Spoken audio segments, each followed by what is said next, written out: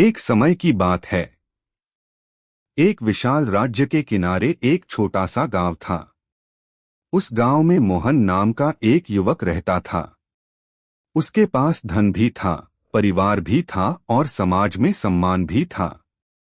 बाहर से देखने वाले कहते थे कि मोहन बहुत भाग्यशाली है, लेकिन उसके मन के भीतर एक ऐसी खाली जगह थी जिसे कोई भी भर नहीं पा रहा था। हर सुबह वह खेतों में जाता, अपना काम करता, लोगों से हंसकर मिलता और रात को घर लौट आता। लेकिन जैसे ही वह अकेला होता, उसके मन में एक ही प्रश्न उठता। क्या जीवन केवल इतना ही है? क्या जन्म लेना, कमाना, परिवार पालना और एक दिन इस संसार से चले जाना ही मनुष्य जीवन का उद्देश्य है? इन प्रश्नों का उत्तर उसे कहीं नहीं मिलता। वह कई विद्वानों के पास गया, अनेक पुस्तकें पढ़ी, कई तीर्थों की यात्रा भी की, लेकिन उसके मन की बेचैनी कम नहीं हुई। जितना वह संसार को समझने की कोशिश करता, उतना ही उसे लगता कि यह संसार एक विशाल रंगमंच है जहां हर व्यक्ति अपना अपना अभिनय कर रहा है। एक दिन गांव में एक वृद्ध साधु आए। उनकी आंखों में अद्भुत शांति थी। वे किसी से कुछ मांगते नहीं थे, केवल प्रेम से मुस्कुराते थे। मोहन उनके पास बैठ गया और बोला, महाराज, मेरे पास सब कुछ है, फिर भी मेरे भीतर शांति नहीं है। ऐसा क्यों?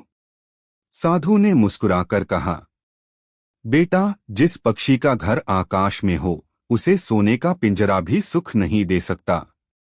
उसी प्रकार आत्मा का असली घर इस संसार में नहीं है, इसलिए उसे यहाँ कभी पूर्ण शांति नहीं मिलती। यह सुनकर मोहन की आंखें भर आईं। उसे लगा जैसे किसी ने उसके मन की बात पढ़ ली हो। साधु ने आगे कहा, मनुष्य जीवन यूं ही नहीं मिलता।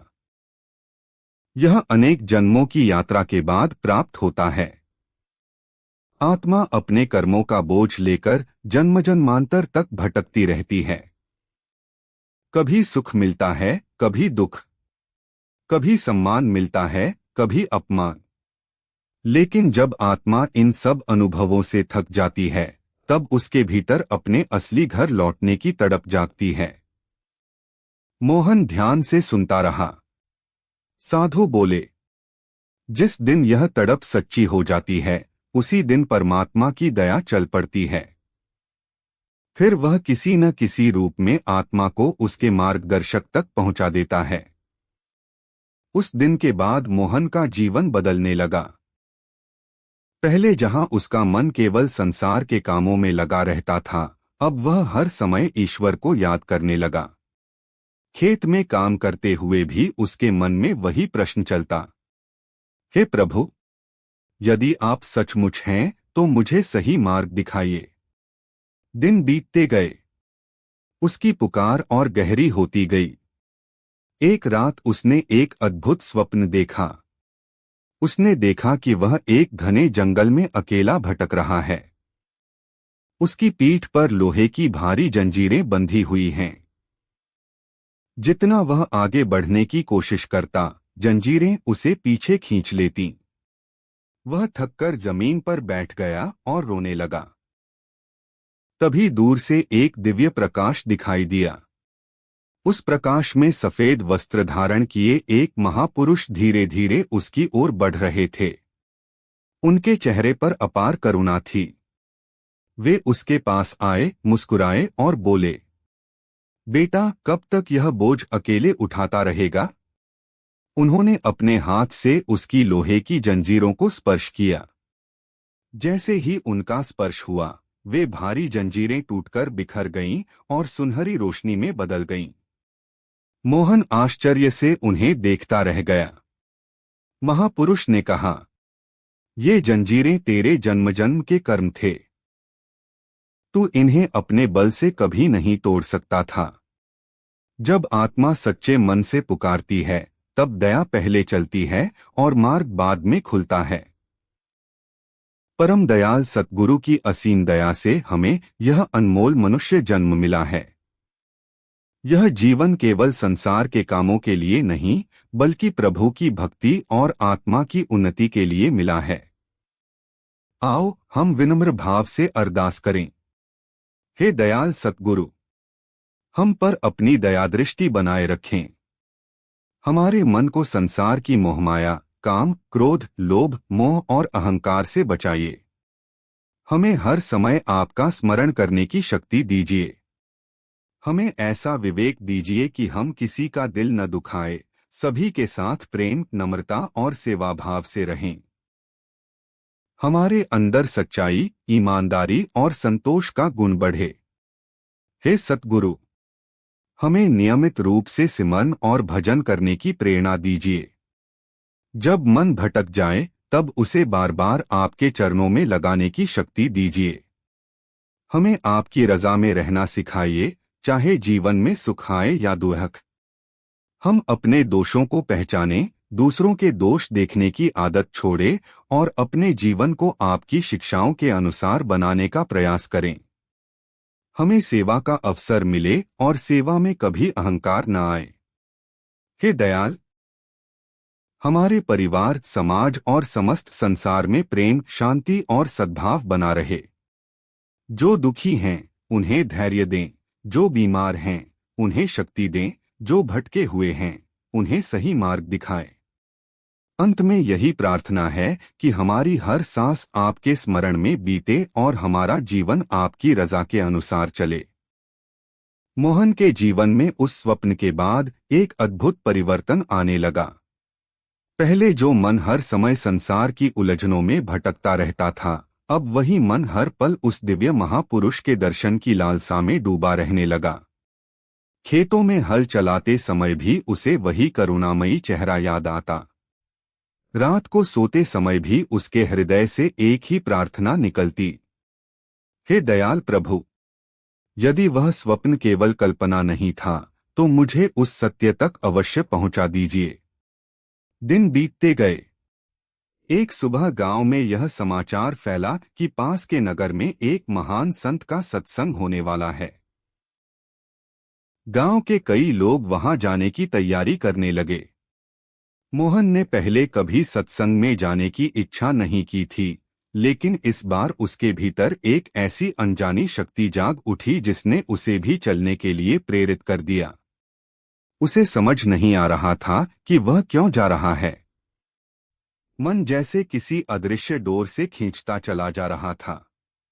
जब वह सत्संग स्थल पहुंचा, वहां हजारों लोग शांत भाव से बैठे थे। वातावरण में अद्भुत शांति थी। किसी के चेहरे पर चिंता नहीं थी। हर ओर भक्ति, प्रेम और विनम्रता का वातावरण था। कुछ ही देर बाद संत महाराज मंच पर आए। जैसे ही मोहन की दृष्टि उन पर पड़ी, उसका पूरा शरीर कांप उठा। उसकी आंखों से आंसू बहने लगे। उसे ऐसा लगा जैसे यही वही दिव्य महापुरुष हैं जिन्हें उसने उस रात स्वप्न में देखा था।